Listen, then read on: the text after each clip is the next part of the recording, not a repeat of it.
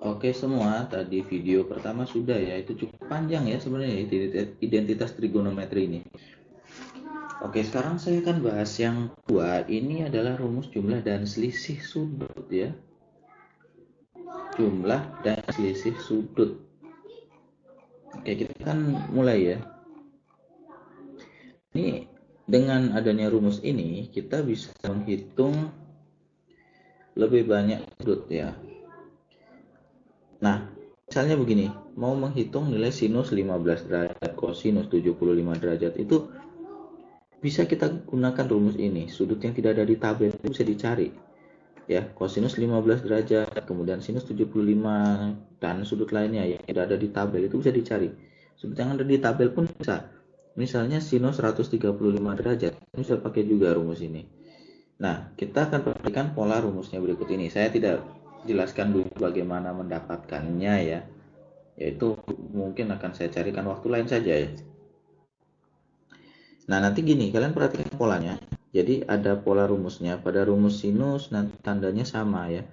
Di dalam kurung dan di luar kurung. Sedangkan rumus kosinus tandanya berlawanan. Yang di dalam dan di luar kurung itu beda. Bagaimana? Kita perhatikan. Kalau rumus sinus itu polanya begini. Sinus alfa tambah beta. Jadi yang dijumlahkan ini sudut ya. Alfa dan beta itu dua sudut. Sinus polanya itu selalu begini. Sin cos sin. Ya. Polanya sin cos sin. Alfa beta alfa beta. Nah, sin cos sin alfa beta. Ini sengaja saya buat berurutan ya. Kalau dia jumlah, berarti ini kan jumlah plus ya, berarti sini juga plus. Nah, bagaimana kalau dia pengurangan alfa kurang beta? Polanya tetap sama, sin, cos, sin. Dan tandanya sinkron sama ya. Ini kurang, sini juga tandanya selisih, tandanya kurang. Nah, itu yang dimaksud ya. Tandanya sama, tanda akan sama ya. Positif, positif, negatif, negatif. Lah terus kalau kosinus gimana? Kalau rumus kosinus itu polanya itu cos sin. Oh iya, ini salah ketik saya. Nanti saya perbaiki ya. Cos sin ya polanya ya. Cos sin. Oke, berarti nanti akan saya revisi materi ini. Nah, perhatikan bahwa ini kalau positif di sini jadinya negatif. Nah, bagaimana kalau sebaliknya? Kalau alfa kurang beta berarti cos ditambah sin. Ini salah ketik saya. Ini akan saya ganti.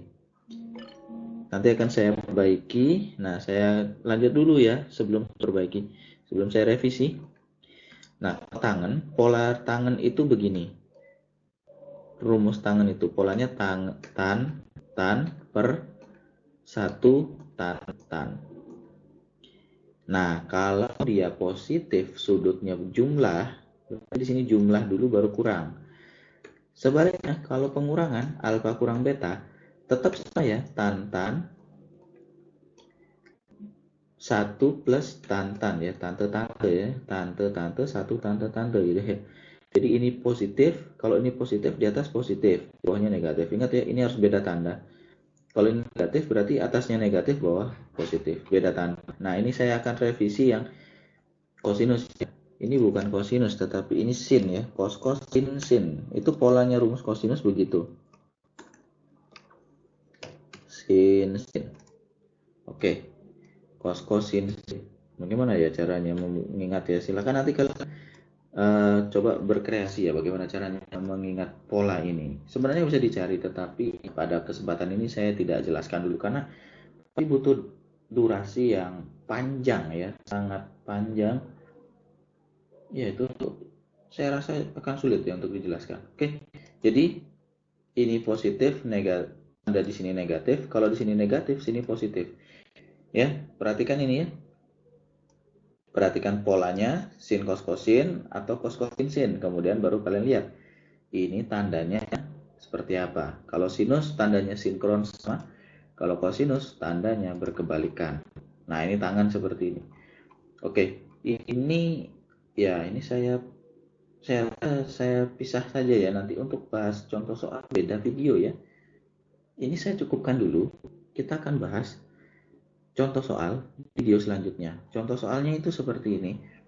Nah, seperti ini nanti ya apakah akan digabung atau dipisah ya kita lihat saja ya. Kita lihat saja. Kalau memang memungkinkan ya kita jadikan satu saja ya. Kalau mungkin, kalau tidak ya kita pisah.